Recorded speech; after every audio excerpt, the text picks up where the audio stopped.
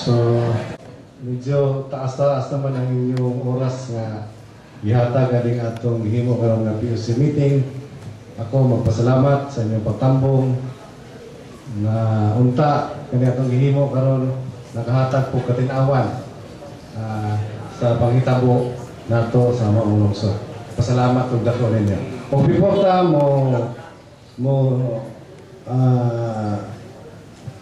tapos ikuan ba ni? Atong i-recap atong hangyoon si Atty. Lizardo sa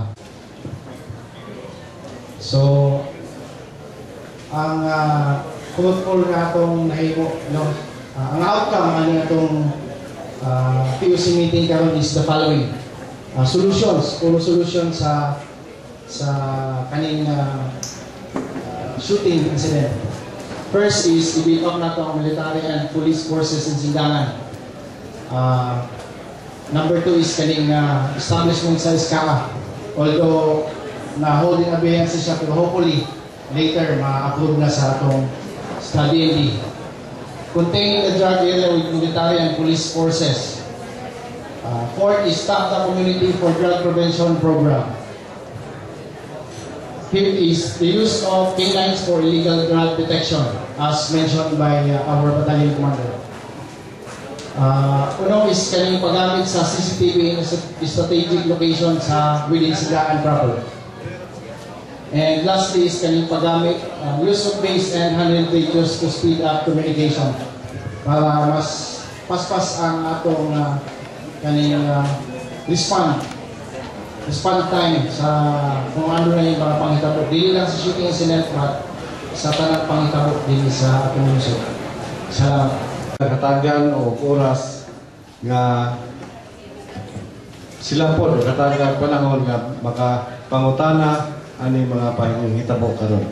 Atong mangyoon si Atty. Lizardo nga mo facilitate ani nga himuon nato nga press conference. Hapon sa tanan, ako si Elmer Elminulan. Doon na natingali nagadungog na ako sa radyo, no? Ang ako lang main concern, salamat kayo sa paghatag din ng mahigayon na doon na mubo nga press con kasi mataas-taas po ng kamay. Doon na ipamahayag na to ang mga otoridad, doon na po mga pangutana kaganiha gikan sa mga may participate. Akong yatri sa una akong pangutana sa hipi sa kapulisan diri sa lungsod sa Sindangan. Ang atong gobyerno doon ay programa kabahin sa Witness Protection Fund. Unya kadaghanan sa mga krimen inyong gisgutan kaganiha, miabot na og 19 shooting incidents. Unya 11 niini drug related, 5 lang na file ang kaso, meaning daghan sa mga insidente ang wa pa ma-file og kaso. So akong giuna-una nga nangahadlok nga to ang mga kaigsuonan, labi na ang mga Sindanganon. Maka-avail ba kung doon ay mga Sindanganon nga mubaro nga mapaupo sa Witness Protection Fund kung mu-witness sila nini mo mga kaso sa shooting incidents? So mo ray pangutana, maka-avail ba? So atong ihatag. Yes sir, maka-avail sila ng Witness Protection Program sa gobyerno. Pero muagi pa na siya i-assist pa na kung unsa ka taas ang threat sa iya. No? I-identify na to ang threat groups o ang level sa threat sa tao. So definitely kung makita nga taas ang threat sa mga testigo batok sa kaning mga perpetrator sa shooting, maka-avail siya sa kaning gitawag na to Witness Protection Program sa gobyerno sir. Na-experience po na ako sa kaning mga sa Zamboanga karon, particularly sa kaning mga against sa ASG. Ako ang sabot, usa siya ka abogado because very knowledgeable kaysa sa pagpangutana. Kini kung sa pagpresentar, trabaho man ni sa pulis. Niya kung hago ka ang mapresentar ng mga ebidensya, ang sagad i-dismiss lang sa korte.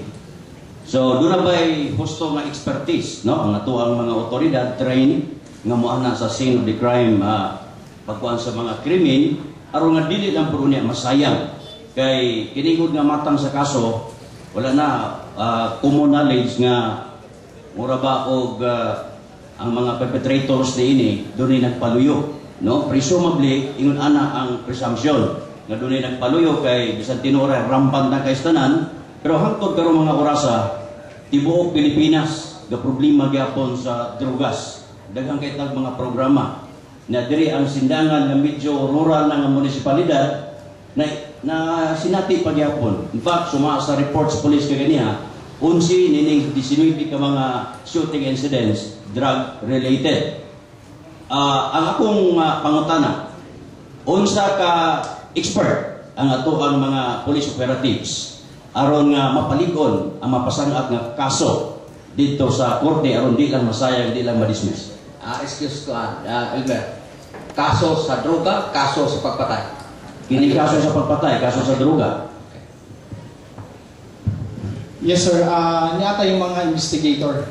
Ang atong mga investigator is trained na siya for a specific job, like kaning pag-process sa crime scene. Sa imong na-mention nga wala kay nasangkat ng mga kaso because number one, walay complainant. Pwede ka mo complain sir, ang PNP, pero kinahanglan tao mga suspect. Kinahanglan tao mga suspect sir. Yes sir. Thank you, sir. Thank you. Maayong hapon sa tanan, I'm Jovelyn Buot of Manila Broadcasting Company, 92.1 Radyo natin FM.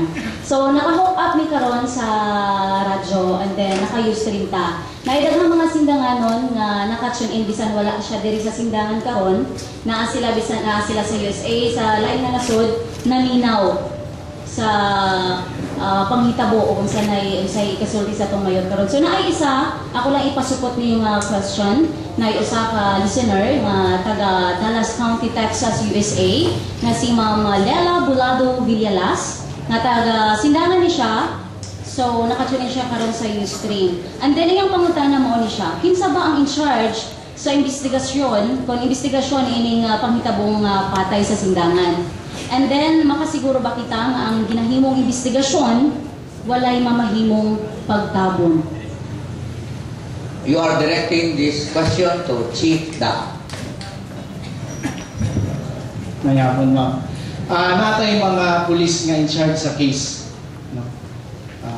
Sa mga individual case, pero majority is kani atong mga investigator. At present, we have 4 investigators. So, kani sila, every case na ay nakatuka aning mga police or na ay nakatuka nga police in every case. Because although similar ang nature sa crime, but we treat them as kind of unique. We treat every incident as unique. So every every shooting incident na ay nakatuka ng police. Natay naka-file natay folder crime folder. And pasiguro po na ako sa inyo walay nakahitabo ani pag tabon because ang atong goal ani is masolve ang case. Masolve. Ako sa kanan, ako si Daya Mamiro. Mayor, ako'y pumuntahan mo, isip, ikaw mo'y mayor diri sa lungsod sa sindangan. Isa may imong assurance mga taga-sindanganon, masulbay kami maong. Unsa may imong assurance sa mga tao na sa sindangan nga kining tanan basta droga no? Droga o pagpatay masulbay.